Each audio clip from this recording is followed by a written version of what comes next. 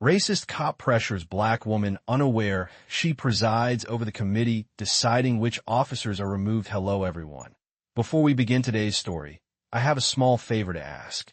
Please hit subscribe and turn on the notification bell so you never miss our channel's new videos. It's quick, free, and the best way to support us in bringing you more dramatic stories. Your support means the world to us. Where are you watching from? Drop your city or country in the comments below. Thank you very much. Now, let's return to the main character as the room settles into a careful stillness that feels more measured than calm. Because Daniel Whitmore has always known how to read a room, and this one reads like leverage. He stands with practiced confidence near the long oak table, shoulders squared, uniform pressed to sharp lines, a man accustomed to being heard when he speaks and obeyed when he pauses. The municipal building hums softly around them, fluorescent lights steady, a wall clock ticking off seconds with the quiet insistence of a metronome, and Daniel believes time is on his side. Across the table sits Dr. Alicia Monroe, hands folded, pen aligned with a yellow legal pad, her posture composed and neutral, her gaze attentive without being inviting. Daniel clears his throat and chooses his words carefully, not loud, not rushed, the kind of tone meant to imply concern while carrying weight, suggesting outcomes without naming them. He references procedures, whispers of budgetary realities, the importance of unity, the value of cooperation, all delivered with a smile that never quite reaches his eyes. To him, Alicia is a community representative, thoughtful perhaps, but peripheral, someone who will nod when reminded how complicated the system can be and how consequences ripple outward. The committee members sit along the table, some familiar to Daniel, some new, their expressions restrained, pens moving, papers shuffled, the ritual of oversight unfolding like a ceremony that favors those who know the steps. Alicia listens, asks no questions, offers no rebuttal, and that quiet unsettles him more than resistance ever could. He leans slightly forward, lowering his voice as if confiding a difficult truth, suggesting that reputations are fragile, that misunderstandings can become headlines, that careers depend on discretion, and he lets the implication linger like a shadow cast across the table. A clerk adjusts a stack of folders, a binder snaps shut, a chair shifts, small sounds punctuating the space as Daniel continues, confident that the architecture of authority bends toward him. Alicia's pen stops. She glances at the clock, then at the agenda, then back to Daniel, her expression unchanged, and the calm in her stillness reframes the room. The committee chair clears their throat, reminding everyone of time limits and order, and Daniel nods, masking irritation with compliance. He finishes with a final appeal to pragmatism, to the idea that stability matters, that the department protects its own because that's how it survives. Alicia writes a single note, precise, deliberate, and closes the pad. She does not argue. She does not explain. She simply looks up, meeting Daniel's gaze for the first time with a steadiness that suggests preparation rather than reaction. In that measured silence, the room seems to recognize a shift, subtle but decisive, as if the air itself has been informed that assumptions are about to be tested and that the balance Daniel relies on may not be where he left it. The meeting moves forward with procedural precision, the kind designed to feel neutral while quietly shaping outcomes, and Daniel Whitmore settles back into his chair with the confidence of someone who believes the hardest part is already over. He watches the committee exchange routine remarks, approvals noted, dates confirmed, and he interprets the calm as compliance. In his experience, silence usually means agreement, especially when pressure has been applied with the right balance of courtesy and consequence. He glances at his watch, a stainless steel piece that catches the light, and calculates that if this wraps within the hour, he can make it back to the precinct before lunch. Dr. Alicia Monroe remains composed, her presence steady, as if the rhythm of the room is something she understands intimately rather than something she is enduring. When the agenda turns to departmental reviews, Daniel straightens slightly, his jaw set, ready to reinforce his earlier message if necessary. The chair acknowledges the next item, a review of internal conduct standards, and invites brief commentary. Daniel raises his hand with a polite nod, speaking about context, about how split-second decisions can be misunderstood when removed from the streets and placed under fluorescent lights. He emphasizes training hours, cites response times, mentions neighborhood statistics measured in miles and minutes, and frames accountability as a shared responsibility that requires trust in those wearing the badge. Several members listen carefully. A few jot notes. Alicia listens too, but her attention seems broader, as if she is tracking not just his words but the patterns behind them.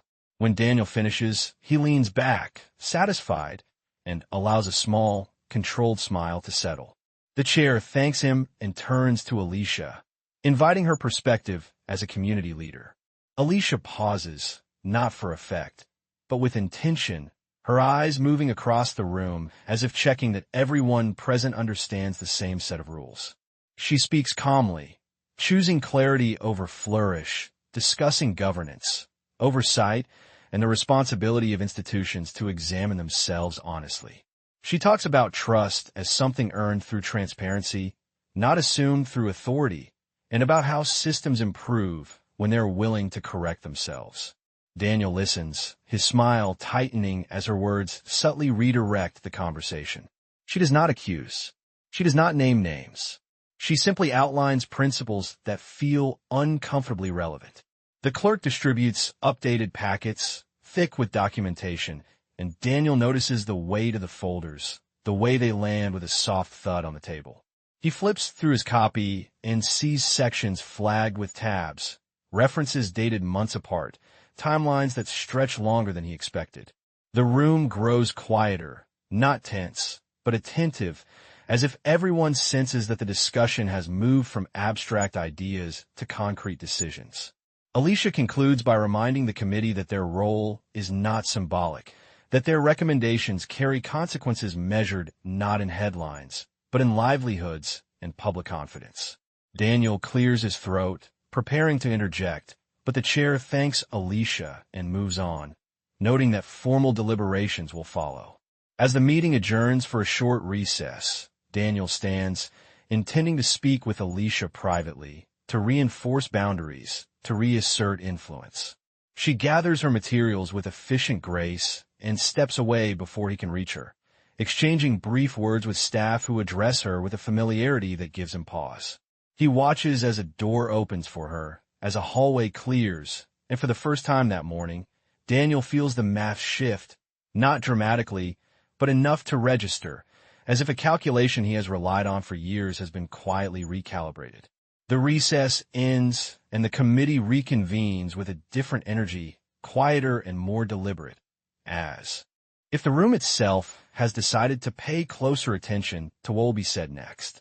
Daniel Whitmore returns to his seat, carrying the assumption that familiarity will steady him.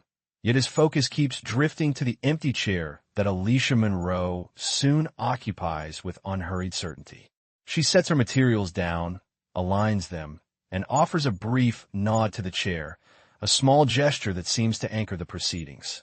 The agenda resumes with formal language and measured pacing, but Daniel senses that the direction has shifted, not abruptly, but with intent. The chair announces the start of internal evaluations, reminding everyone of confidentiality and due process, and the phrase lands heavier than before. Daniel folds his hands, reminding himself that he has survived reviews, audits, and panels measured in months and miles of paperwork, and he believes this will be no different. Alicia listens as summaries are read aloud, her eyes scanning timelines and references that connect dates to policies, locations to outcomes, and statements to signatures. When her turn comes to speak, she does not posture or perform. She clarifies scope, outlines criteria, and asks for specific documentation to be entered into the record, each request precise and procedural. Daniel notes how staff respond quickly, how files appear without delay, how names are addressed with respect. He shifts in his chair, telling himself that this is simply competence, not authority. The discussion turns to patterns, not incidents, and Alicia frames her questions around consistency and accountability, asking how decisions align with stated standards over time.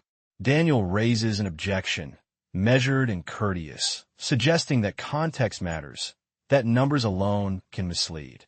Alicia acknowledges the point and asks for the contextual memos to accompany the data, her tone even, her expression unchanged. The room grows attentive, not adversarial, as if the conversation has moved into a space where precision matters more than persuasion. Daniel watches as a chart is displayed, timelines extending across quarters, annotations linking reviews to outcomes, and he recognizes his own name listed among others, not highlighted, not accused, simply present. He tells himself that presence does not imply consequence, that this is how oversight works. Alicia asks a final question about governance, about who ensures that recommendations are implemented and how conflicts of interest are managed. The chair defers to her expertise, inviting her to outline best practices. She does so succinctly, referencing statutory authority, committee mandates, and a responsibility to act when standards are not met. Daniel feels the weight of the words not because they are dramatic, but because they are precise. He notices the way colleagues avoid eye contact, the way pens pause mid-sentence, the way the clock seems louder than before. The chair announces that preliminary findings will be compiled and that voting procedures will follow according to protocol. Alicia closes her folder and thanks the committee for their diligence, her voice steady, her posture composed. As the meeting adjourns, Daniel remains seated for a moment, watching staff approach Alicia with documents and questions, watching how she answers briefly and moves on, efficient and calm. He stands slowly, straightening his jacket, and realizes that the leverage he assumed was never leverage at all, but habit. In the measured quiet of the room, as chairs scrape softly and footsteps echo down the hall, Daniel understands that the process has already begun, not against him personally, but against assumptions he relied on, and that the math of influence he trusted is being recalculated line by line. By the following week, the consequences of that recalibration begin to surface quietly, not through announcements or headlines, but through calendars, emails, and requests marked routine. Daniel Whitmore receives a formal notice asking for supplementary documentation related to prior evaluations, phrased politely, framed as standard procedure, yet specific enough to unsettle him. He gathers reports measured in pages and months, reviewing timelines that stretch back several years, and convinces himself that thoroughness will be his shield. At the municipal building, Alicia Monroe arrives early, greeting staff by name, reviewing submissions with a focus that leaves little room for ambiguity. She organizes materials by criteria rather than personality, by alignment rather than narrative, and the methodical nature of her work reframes the process as something inevitable rather than adversarial. The committee reconvenes for closed session, and the atmosphere is notably different from before, less conversational, more deliberate. Daniel takes his seat and notices the absence of small talk, the way phones are silenced, the way folders are stacked evenly. The chair outlines the voting protocol, emphasizing fairness, transparency, and consistency, and the words feel heavier because they are followed by action. Alicia presents a summary that connects evidence to standards without commentary, allowing the documentation to speak for itself. She does not raise her voice or her eyebrows. She simply traces lines between policy and practice, dates and decisions, metrics and outcomes. When questions arise, she answers directly, referencing statute numbers and committee authority, reminding everyone that the mandate exists to protect public trust, not individual comfort. Daniel listens and recognizes that the room has accepted this framework. He offers clarifications where he can, careful and composed, yet he senses that persuasion has lost its currency here. The discussion moves to thresholds and remedies, the language precise, the implications unmistakable. A vote is scheduled, not rushed, not delayed, set for a time that allows reflection without avoidance. In the days that follow, Daniel notices subtle changes at the precinct, meetings rescheduled, oversight requests forwarded without comment, colleagues speaking in measured tones. He reviews his own record again, line by line, seeing now what he once dismissed as context, patterns that appear clearer when assembled without explanation. Meanwhile, Alicia continues her work uninterrupted, her days measured in checklists and confirmations, her evenings spent reviewing updates, each step documented, each decision traceable. When the committee meets again, the vote proceeds methodically, names read, standards applied, conclusions recorded. There is no spectacle, no raised voices, only the sound of pens and the steady cadence of governance. The outcome is documented with care, communicated through official channels, and framed as a commitment to integrity. Daniel receives the decision in writing, the language firm but measured, outlining next steps and expectations. He reads it twice, absorbing the realization that pressure never moved the process, only clarity did. As he leaves the building, the sun sits low over the parking lot, casting long shadows across the pavement measured in yards and minutes. And he understands that authority does not reside where he assumed it did. Inside, Alicia closes the final folder, signs the record, and thanks the staff for their diligence. She does not linger for acknowledgement.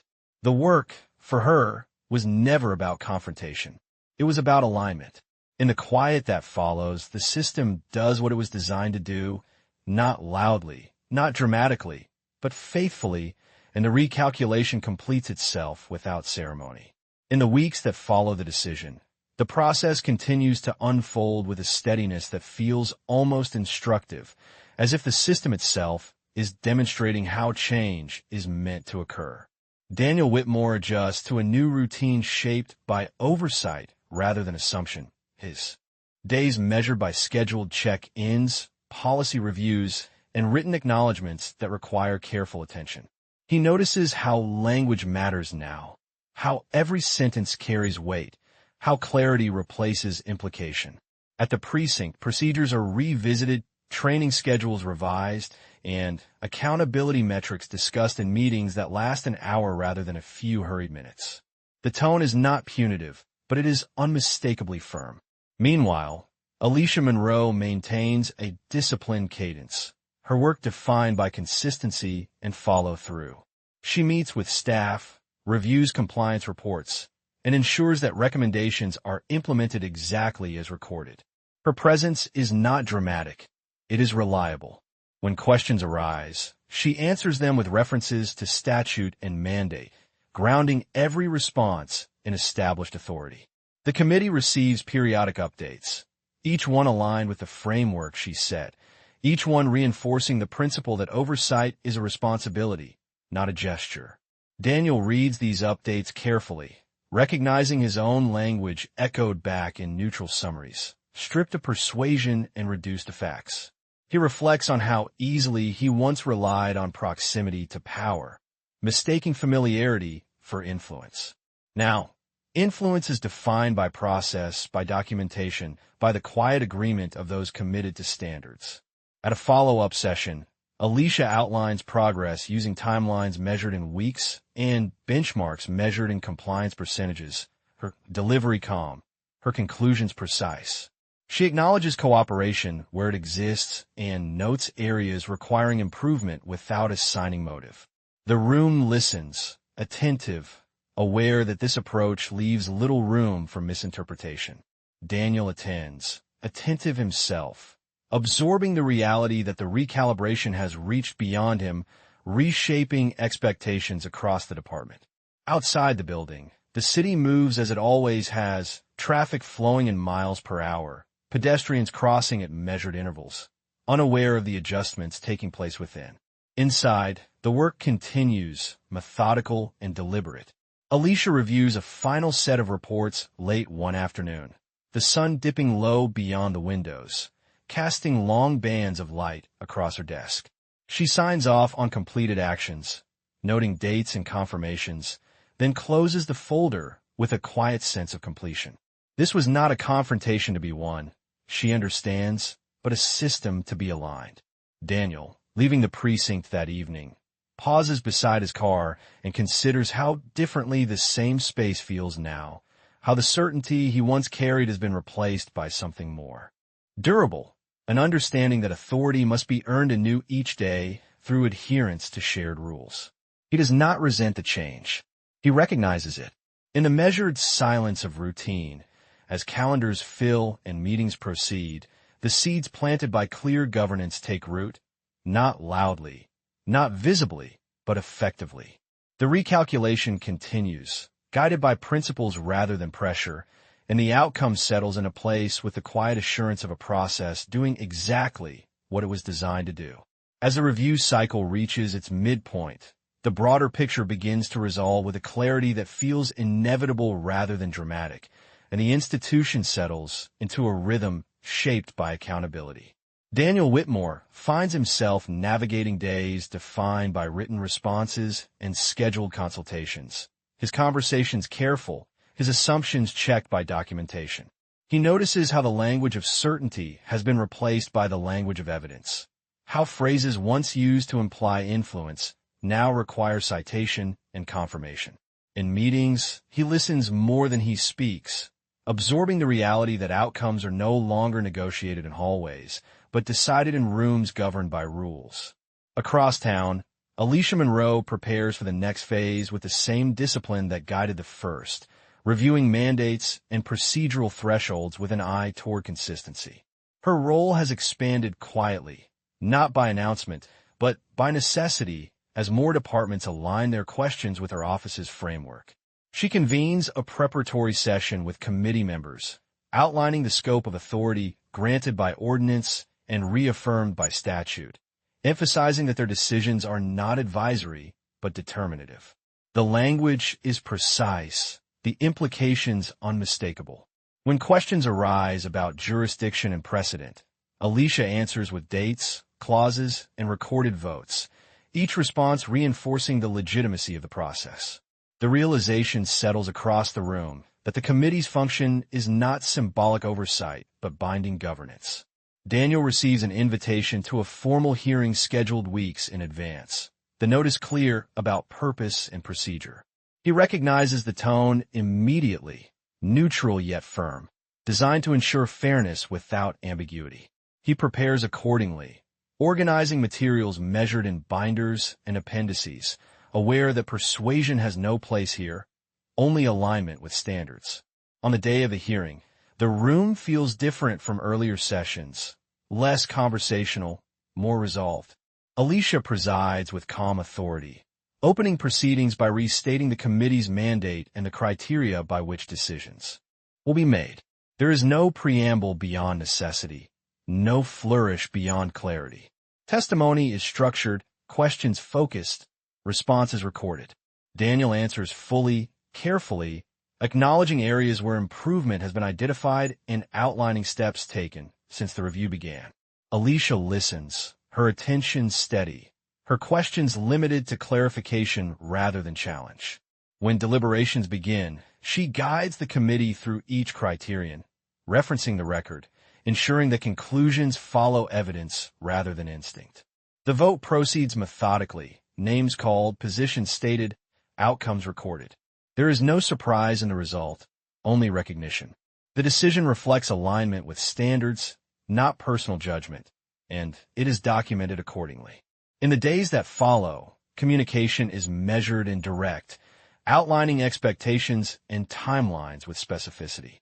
Daniel adjusts once more, accepting the outcome as a product of a process that now stands fully revealed. He understands that the authority he once misjudged was not hidden to deceive, but structured to function without spectacle. Alicia closes the proceedings by reaffirming the committee's responsibility to the public trust, her words brief, her tone steady. When the room empties, she remains for a moment, reviewing the record one final time before signing her name with practiced precision. Outside, the city continues its ordinary motion, miles of streets and hours of routines unchanged, yet within the system, a recalibration has completed itself. The lesson settles quietly, not as punishment, but as clarity, as the understanding that power rooted in process does not announce itself, it simply works. The aftermath settles into a quieter phase where meaning emerges not from announcements, but from consistency, and the city begins to notice changes without being told to look for them. Daniel Whitmore experiences this shift first in routine details. The way directives arrive, clearly articulated, the way compliance is expected and measured, the way conversations begin with standards rather than assumptions. He attends briefings that emphasize policy literacy, reviews that reference benchmarks measured across weeks and quarters, and training sessions designed to recalibrate judgment through structure rather than impulse. He recognizes that the room no longer orbits personality, and that realization, though uncomfortable, brings a strange relief. Across the municipal offices, Alicia Monroe continues her work with the same restraint that guided every step before, reviewing follow-up reports, confirming implementation, and closing items only when evidence meets criteria. Her presence remains understated, her authority expressed through alignment rather than declaration. When she addresses staff, she does so with precision, reinforcing that the committee's role is to ensure the system functions as written, not as remembered. The committee receives a final briefing summarizing outcomes, framed in clear language that connects action to mandate, and the members acknowledge the completion with measured nods rather than applause. Daniel reads the summary later, noting how his name appears only where relevant, contextualized by dates and actions rather than narratives. He reflects on how easily pressure once felt like leverage, and how fragile that belief was when placed beside process. In the precinct, changes take root, schedules updated, review protocols standardized, and expectations clarified in writing. The tone is professional, firm, and steady. Officers discuss policy in full sentences, supervisors cite sections rather than impressions, and accountability becomes routine rather than reactive. Alicia receives correspondence from civic groups acknowledging improved transparency, letters measured and respectful, thanking the committee for clarity. She responds briefly, emphasizing continuity and the importance of sustained oversight. There is no victory to claim, she understands, only work to maintain. At a public forum held weeks later, she speaks briefly about governance, describing how institutions earn trust through consistent application of rules, how authority functions best when it is visible through outcomes rather than posture. Daniel attends, seated among others, listening without defensiveness. He recognizes the language now, recognizes himself within it, and understands that learning does not always announce itself as change. As months pass, the recalibration becomes ordinary, embedded in calendars and checklists, reflected in reports measured in percentages and timelines measured in weeks. Alicia signs off on the final compliance confirmation, places the document in the archive, and turns to the next agenda with the same calm focus. Daniel completes another review cycle, this time prepared, aligned, and attentive, his confidence rooted not in influence but in adherence. Outside, the city continues at its familiar pace, traffic moving in miles per hour, days marked by ordinary routines. Inside the system, something durable has taken hold. Not a moment, not a spectacle, but a standard. And in that steady continuity, the lesson settles fully, that authority grounded in fairness does not raise its voice, it endures. The closing phase arrives without ceremony, carried forward by routine confirmations and final acknowledgments that signal completion rather than confrontation, and the system settles into its corrected posture. Daniel Whitmore receives the last compliance. Notice, concise and unambiguous, confirming that requirements have been met and expectations set for continuity. He files it carefully, understanding now that closure in governance is not a moment, but a condition sustained by practice. His days regain predictability, marked by clear directives, standardized reviews, and measured accountability checks that arrive on schedule and conclude with documentation. He recognizes that predictability, once mistaken for protection, now represents something sturdier, a framework that applies evenly. Across municipal offices, Alicia Monroe conducts the final verification with the same restraint that defined every step before. She reviews confirmations against the committee record, cross-checking dates and outcomes, ensuring that alignment is not assumed but demonstrated. When she finds completeness, she marks it plainly, neither celebratory nor severe, just accurate. The committee convenes one last time to receive the closure report, and Alicia presents it succinctly, connecting actions to mandate and outcomes to standards. There is agreement, recorded without dissent, and the record is sealed. No one lingers for applause. The work speaks sufficiently on its own.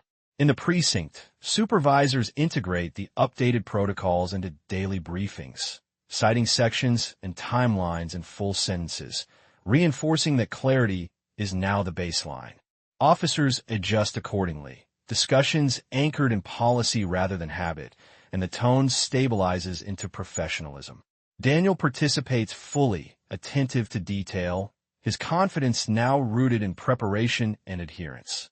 He notices how conversations that once circled around influence now proceed directly to criteria, how decisions move faster because they're grounded. Alicia receives the final round of correspondence from oversight partners confirming alignment across departments. She responds with brief acknowledgments and forwards the confirmations to the archive, labeling them precisely. The file closes with a soft click, the sound unremarkable yet definitive. Later, as she exits the building, the evening light stretches across the plaza in long lines measured in feet and minutes, and she walks through it without pause, already focused on the next agenda. Daniel leaves the precinct around the same time, noticing the ordinary rhythm of traffic and footsteps, the city unchanged in its surface details. He reflects on how the process unfolded, not as a reckoning imposed from outside, but as a correction executed from within, guided by rules that existed long before any single meeting. The realization is sobering and instructive. Weeks pass, then months, and the recalibration holds. Reports continue to align. Reviews conclude on schedule. Questions are answered with references rather than assumptions. The system maintains itself, not through vigilance alone, but through habits shaped by clarity. In this steadiness, the final outcome becomes evident, not as a headline, but as a condition restored. Authority finds its proper place, not where it is asserted, but where it is exercised consistently. And in that quiet continuity, the work reaches its true conclusion, complete not because someone prevailed, but because the process did. The story settles into its final shape, not through spectacle, but through reflection, where the consequences of clear governance become visible in ordinary moments that once went unnoticed. Months after the last confirmation was archived, Daniel Whitmore moves through his days with an awareness he did not possess before, attentive to policy language, mindful of documentation, and deliberate in decisions that once relied on instinct. He notices how conversations begin with shared references, how disagreements resolve through criteria rather than posture, and how the predictability of standards creates space for professionalism. At the precinct, new officers are briefed with full explanations rather than shortcuts, and supervisors model clarity by citing procedures in complete sentences. Daniel participates fully, recognizing that the authority he once assumed now requires renewal through practice. Across the city, Alicia Monroe continues her work with the same quiet discipline, chairing meetings that proceed efficiently and conclude on time, her role defined not by presence alone, but by alignment with mandate. She reviews agendas measured in weeks and objectives measured in outcomes, ensuring that oversight remains consistent even when attention shifts elsewhere. When asked about the work, she speaks of systems rather than individuals, emphasizing that fairness endures only when processes are maintained without exception. Her office becomes known not for confrontation, but for clarity, a place where questions receive direct answers grounded in statute and record. Daniel encounters this clarity again during an annual review, where metrics are presented transparently and feedback is specific. He accepts it without defensiveness, understanding now that accountability is not an accusation, but a tool. He reflects on the day he attempted to exert pressure, recalling how certain he felt that familiarity would carry the moment, and how incorrect that certainty proved to be. The lesson remains with him, not as shame, but as recalibration. Outside the building, seasons change, temperatures measured in degrees, and time marked by ordinary routines, the city continuing at its familiar pace. Inside institutions, the recalibration holds, evident in the absence of crisis, in the steadiness of outcomes, in the reliability of schedules kept and records maintained. Alicia signs off on another quarterly report, places it in sequence, and moves forward, aware that success here is measured by continuity rather than acclaim. Daniel completes another cycle of evaluations, this time prepared, aligned, and confident in a way that no longer depends on leverage. He understands now that authority rooted in fairness does not need to announce itself. It demonstrates itself repeatedly through consistency. At a final committee meeting of the year, Alicia thanks members for their diligence, acknowledging the work as ongoing rather than finished. The room responds with agreement, the understanding shared that governance is sustained by attention, not drama. As the meeting adjourns, chairs are pushed back quietly and folders close with care. Daniel exits the building into the evening, noticing how ordinary the moment feels, and recognizing that this ordinariness is the result of systems functioning as intended. Alicia remains briefly, reviewing the calendar ahead, then turns off the light and leaves, her steps measured and unhurried. In the quiet continuity that follows, the truth becomes clear without declaration. That power asserted fades, but power exercised through process endures, and that when pressure meets principle, it is principle that remains standing.